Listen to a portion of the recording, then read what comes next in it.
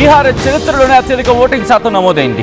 రెండు సెషన్స్ కలుపుకొని, అంటే మొదటి విడత అలాగే రెండో విడత, ఈ రెండు విడతల్లో కలుపుకొని మొత్తం 68.99%.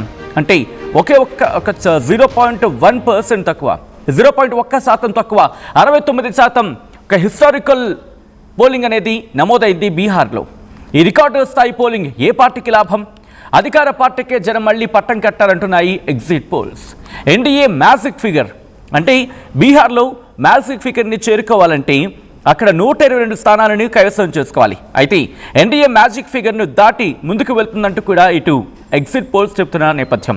ఆ విజువల్స్ని అలాగే ఆ నెంబర్స్ని మీరు చూడడం జరుగుతోంది.